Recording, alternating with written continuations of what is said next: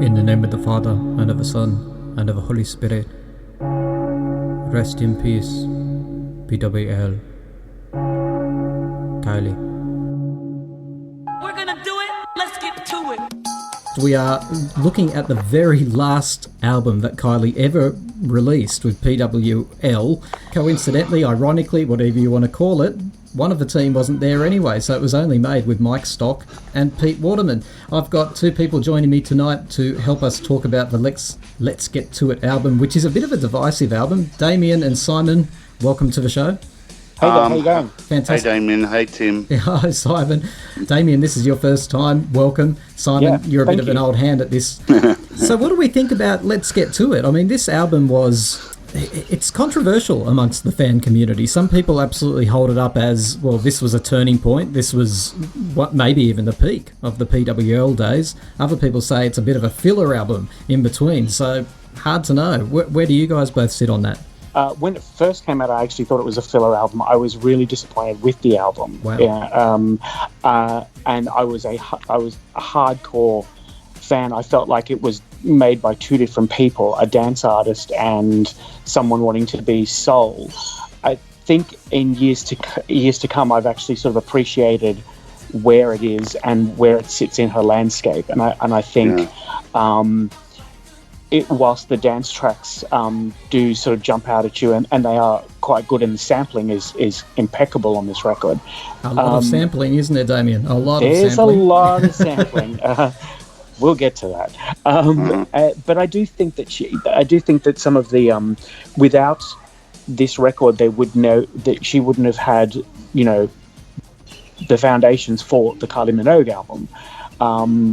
Using male backing singers for the first time, where you could hear them prominently, is a big thing in Let's Get To It, and it actually is quite a well-rounded record.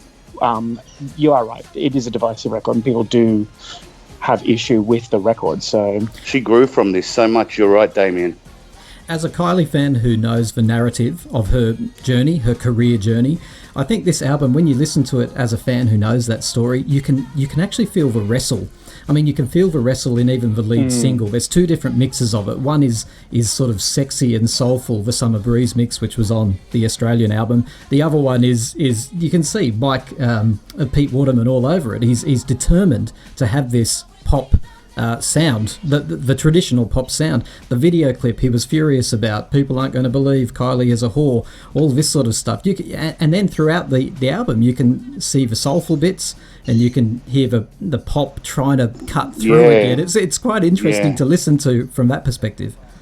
Yeah, I read somewhere where he was, writing one night or something, and then he'd go upstairs and literally come running down, and he'd write it down, and Kylie would have it the next morning. It was commonly known that he's very much an ideas man, and he'd come up with an idea and said, "This is a great one," and he'd come down and say, "Okay, we're doing this," or "This is a great song title, let's do this." And I think this was the first album where she had turned around and said, "Well, actually, no, I want to sound like this. I want to sample, I want to sample, Shay Jones on Right Here, Right Now. I want to sample different genres."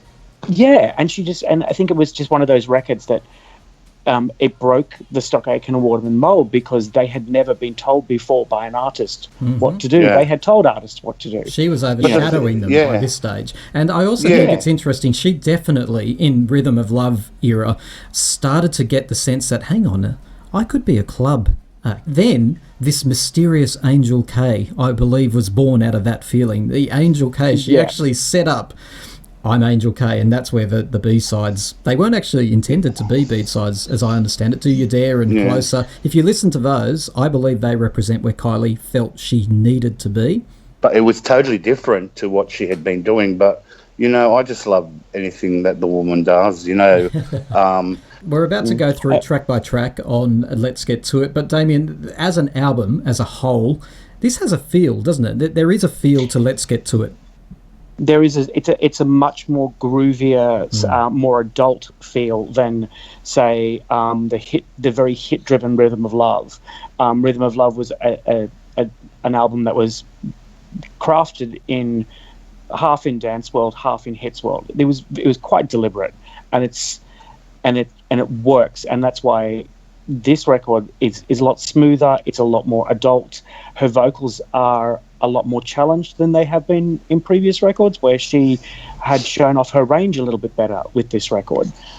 Yeah, she had a lot of different sounds and tunes and melodies, and they're all, for us, they were all really catchy. I remember listening to them, and each of them one by one, and even the word is out. The whole album has nostalgic songs, and the duet she did with Keith was. She had a hand in writing that as well, so that was a great song. I love that one too. So it's a weird thing, because this album came out when I was in year 12 in high school, and it was the soundtrack to my year 12. So every time I hear it, is it, Damien? Yeah, so I'm showing my age here. 3-unit English. Let's get to it. Well, no, it kind of was. It was kind of 3-unit English, 3-unit art, 3-unit music. That's what it is. That's what it is for us. Yeah. How did I know there was kind of like English in there? I don't even know you, Damien. But as an album, we've got the New Jack Swing influences of R&B. Before we get into track by track, I'd love to talk about the cover, because for me, this was it was a German photographer who actually created this cover. I absolutely. Still to this day, I love this cover. It's mysterious to me. I still don't know what the man standing over is supposed to mean. But the lips, they stand out to me too, because that was the first time I actually noticed, I think she's starting to do a little bit of stuff with her face. Even though it looked fantastic, I'm not judging it. But the lips are massive on this cover.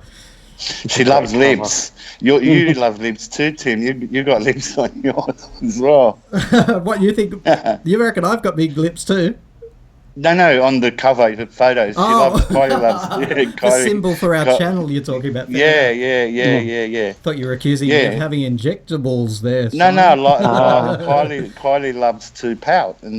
She doesn't pout in pictures, but she just loves pictures of it. And Damien, the cover? It was such a great cover done by Jürgen Teller, I think it was. And...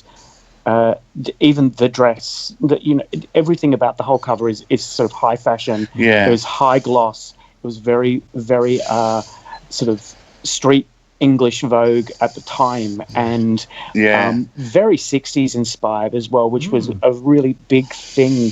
A big current trend in fashion at the time, and especially in the clubs. And you just look at the photography inside, the actual booklet. Yes. Oh, just stunning images. Beautiful. Stunning, very sort of minimalist, but still really striking and effective. And it's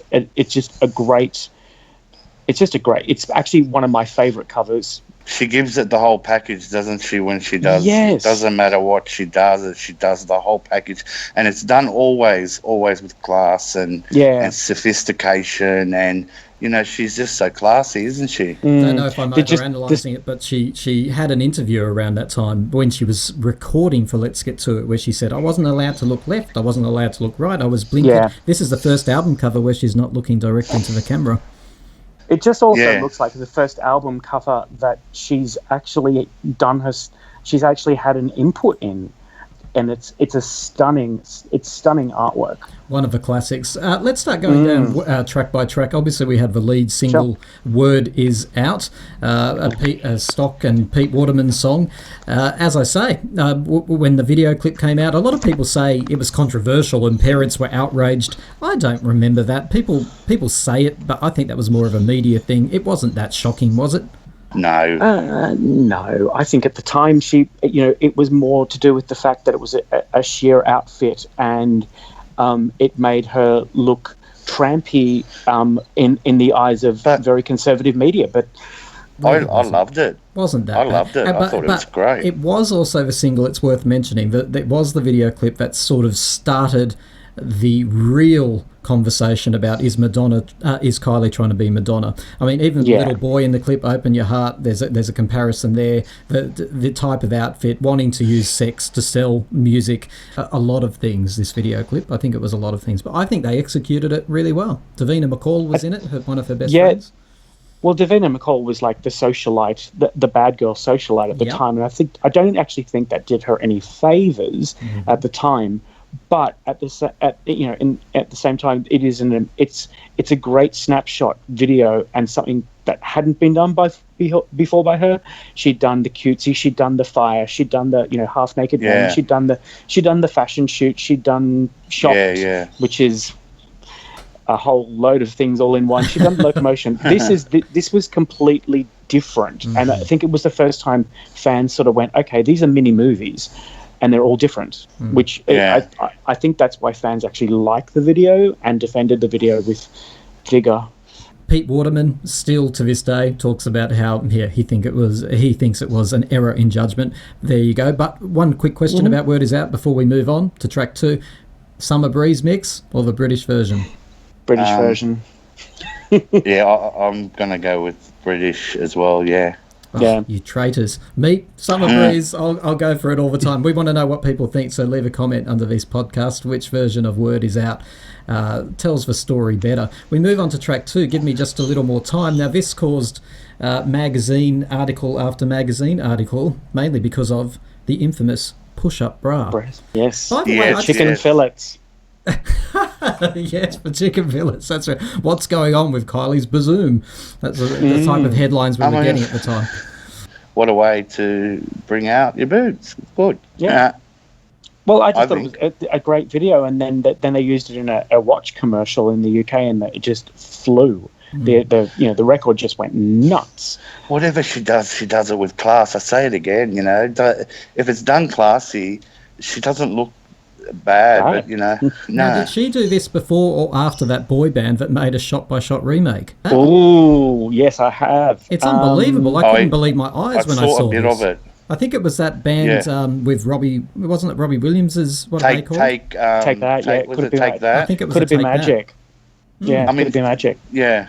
But I think was there's that a about? connect. Yeah, I don't know. There's a connection. So I think weird. between Danny's connected. And of course, we I can't. agree with Damien. Simon, we can't let this one go by without the brrr, like that wasn't in the original version. She's fascinated by the fans being fascinated by that sound. She shouldn't be. Because it was peculiar. It's genius. It's genius. That purr is just it's a sign in the song. It's a calling. I don't know what it is. It's just perfect. You get to start the extended mix with that sound. It's a very special moment. Can we move to track 3? Too much of a good thing. I always wonder. I think her vocals are too soft in this track, but there you go. It's a great track. Yes. Just wonder why her vocals are so soft. You can definitely hear Miriam Stockley in the background, and you can hear Kylie, and they haven't really mixed the vocals too well, but legend has it was a dance track that Stockhake and Waterman had put together, and she had helped put together, and they were going to release it as some sort of underground track, and then it just was so strong they kept it. They just kept this track and rushed it onto the record. Is this the one with the alleged sample from Janet Jackson? Yes, I think so. Yes. Yeah, I think you enjoyed. I hope you enjoyed this as much as I do. Yeah. Yeah. Yeah. And I think there's some sort of moaning samples from a couple of sort of New York underground, sort of Salt and Pepper-esque type. Yes, that's it. That's what Salt and Pepper. There's nothing better than a good moaning sample, I've got to say. And I can never think of too much of a good thing without thinking of the Let's Get To It tour, of course, too. Yeah. Because, wow, that routine was a real up yours to anyone who wanted to pigeonhole her as a pop puppet. We'll go on to Finer Feelings, track 4, and single 3. No, actually, I think it was single 4, to be honest. I think If You Were With Me Now it was a Christmas single from memory down in the UK. But Finer Feelings is track 4, nonetheless. This was also remixed for the single version, wasn't it? Yeah, it was done by the guys who wrote "Confide in Me" for her. Ironically, this was their first Dave Seaman work together, wasn't it? It was Brothers in Rhythm. Dave. Brothers in Rhythm. I actually prefer the Brothers in Rhythm version because it just sounds so complete. It sounds like just such a beautiful mix of electronica and her voice and that sort of sorrow classical sound, and it's just the video is stunning. She's in Paris. It's just everything about that track is just amazing. And the packaging, because there was a 12-inch mix, which is just haunting and beautiful.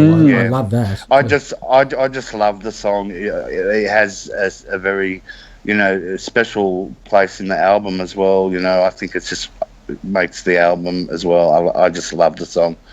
Track 5 on the album is If You Were With Me Now. Now, this is a duet with Keith Washington, who fans allege has never been heard of again since, and probably the fans are right. He's a bit of a mystery figure like Jazzy P, I've got to say. If You Were With Me Now is beautiful, though, isn't it? And the video clip, stunning as well. Another class act.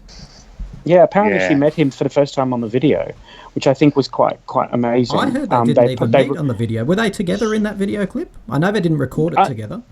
No, I can't tell you. I don't know. They didn't record it together, but there's apparently he had shown up for his part, and they wanted to reshoot something for her, and they met for the first time. And she, as she was shooting. She was shooting up the part with the scarf on her head, and it was being done by the same production company. So she went in and shot her part and met him, and apparently that was the only time she'd seen him. And she had a hand in writing this song as well. So, some of the lyrics come from her. Yeah, and even the cover of the single is a really big picture of her kneeling down. With a little star, and I think there's this tiny little picture of him in the corner. So I remember it was black, wasn't it? I think I owned about 4 copies of that. Yeah. Yeah, I think I still own 4 copies of that. It did have a killer B-side, though. Yeah, well, the B-side was, I Guess I Like It Like That, wasn't it? Exactly, and that was a number 1 dance track for her pretty much. Oh, she had everywhere. number one on the dance charts. I remember that. Yeah, that was an amazing killer song too. See, and I remember hearing it for the first time and going, she's not in it very much. But then again, I was 17 and wanting her to sing the whole thing. Get out of the way, Keith. Just step aside, would you? This isn't your album. Exactly. Sorry, mate, you got to go. Yeah, that's it. Then we come to the title track, Let's Get To It. Now, I love this track, and of course, this is the you referred to it before, Simon. There's an acoustic version she does as part of the package of Let's Get To It concert. Beautiful, and I really like this track. I think it's sounding a little bit dated these days. I'd love to see it updated. I'd like to see this particular track remixed and updated for now by someone, by a great remixer that's happening right now. That would really work for me, because we've heard an acoustic version, obviously, from the Let's Get To It tour. We've heard a live version from the Let's Get To It tour. We've heard an album version. What about something really different, like a harder dance version, or something that's bigger and bolder? Then we come to track 7. Now, this is the first time she released a song by this name, Right Here, Right Now. Very poppy, and I always think it's the genuine cousin of track 8, which is Live and Learn. So maybe we'll talk about these two together, because they go together for me somehow. Right Here, Right Now, and Live and Learn. What do we make of this? Right Here, Right Now would probably be one of my favourites on the record, full stop. I know it's a complete rip-off of Are You Gonna Be There by Shay Jones. I'm well aware that it's basically the instrumental of that track with her new singing over the top. I loved that track anyway. I love Kylie's version. I think it's genius. I think it's very clever the way they've mixed what was a very, very big club track at the time, and sampled it heavily for this track. I think her phrasing, everything about it, brilliant. Live and Learn, you're right, is the cousin. I don't think it's as strong, but I think Right Here, Right Now is just, to be quite honest, it's one of the highlights of the record now. It should have been a single. Yeah. This is a really good example of when sampling goes right. And that Right Here, Right Now, this version of Right Here, Right Now is such a great, it should have been higher up on the record. It's one of those... Oh, I'm hearing your passion, Damien. You love this track, don't you? Love it. Because I think it was the bridging the gap between this record and her in dance culture. Yeah. This was exactly what was being played in the clubs. It was very much, I think it was the original was put out by Defected back in 91, and Yeah, and by Shay Jones, and that you can listen to the original on YouTube, and it's just one of those tracks that I just thought, yep. The first time I heard it, I was like, this is great. Then we move through to track 9, which is the beautiful No World Without You. The album track is consistent on all the versions of this around the world, but there is a more stripped back version of No World Without You too. Beautiful little track, this one, and really showcases her voice at the time. Yeah. It was. I think it was a love. I call it more a ballad, but it was just really nostalgic, and also it reminded me of some previous ballads. It's also a really good track, just just before the end of the record, where it just you've had all this you've had all this electronics, and you've had all this all these dance beats and pop beats, and then there's this, and then it sort of goes wow, and you go wow. Not only can she sing, but this is it's a beautiful melody. It just calms you down. Yeah, I agree. And then of course it leads into that get ready for this build up to I Guess I Like It Like That, the closing track. Let's get to it. What do we make of this track? Because this was really, even for this album, which was already different, I remember when I came to that track going, whoa, that is real 90s stuff right there. Love it. Yeah, it's a great. It's one of those tracks that I would be hard to convince that you could put on in any dance club now, and people would still not be able to dance to it. It's one of those club tracks that everybody knows. Well, everybody in dance culture knows. How does it go again? Can you just do it? Dun, dun, dun, dun, dun, dun, dun, dun. Like it's yeah, and she really belts that out in the live version too. It's fantastic. Yeah, and it's just a great song, and it's fun, and it's the best way to leave the record with. It's her sort of sayonara to the Stock Aitken Waterman years. Ironically, not the last song she recorded for Stock Aitken Waterman, but because of those bonus tracks for the greatest hits you're talking about there. Yeah, well, the Celebration was supposed to be on Let's Get To It, according to Pete Waterman, and Mike Stock said no, it wasn't, which I find weird. I can't see Celebration being on. No, don't do it. Don't ever do it, Kylie. If you rebrand and repackage, don't do it. It doesn't fit. I don't think it fits the record. Pete Waterman's adamant that it was supposed to be on the record. Wow. Well, it wasn't. But he has an imagination. He does rewrite history, that man. I have nothing but respect for him. But every time he tells a story, including I Should Be So Lucky and how it came to be, the time frames change, what she was doing in the waiting room changes, how often she came back changes.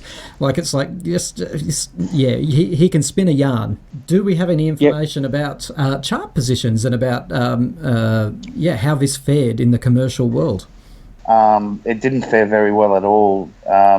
In the commercial world, in both. I think in Australia, it didn't even go platinum. I think it went gold, is my recollection. Yep. This is an important album for a completely different reason. I actually also remember a headline at the time, Kylie Faces Failure, and it was a fascinating interview with her, actually. It was very honest. It said, for Kylie, who up to that point, everything she touched turned to gold, this was the first time that it certainly couldn't have been called a failure. It was not a failure, but by her lofty standards, this wasn't up there. So it was an interest, and she was very honest in her responses too. She said, I get why people criticise me, because it's so hard to get a hit.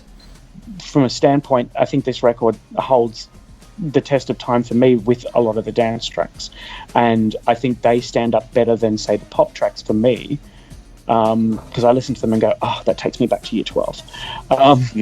Electronica. A lot of nostalgia for you. And I've got to say that, again, I say this with all her albums, if you want to really understand Let's Get To It, listen to it from beginning to end in order, the way it was meant to be, because you will really get a sense. It takes you on a bit of a journey, and it's definitely got this beautiful feel to it as a package, which I do.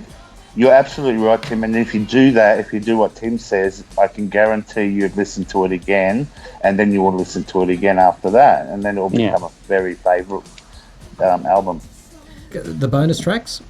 Oh yeah, do you dare closer, say the word, and obviously the Brothers in Rhythm remix of Fun Feelings, because I've created my own sort of iTunes playlist of that record. So there's no way I'm leaving that out. But And I'm glad you mentioned Save a Word, love because that's a brilliant track. And those clubby tracks that you mentioned there, yes, people have got to get their hands on those and have a listen. They're really interesting tracks to listen to. Damien and Simon, thank you so much. Thank you so much for having me. Yep, let's get to it. See you next time. That period, I didn't know what I was at that time. In retrospect, looking back at that track, it wasn't successful. But I don't think it was a mistake, and I don't regret it, because I learned a lot during that period.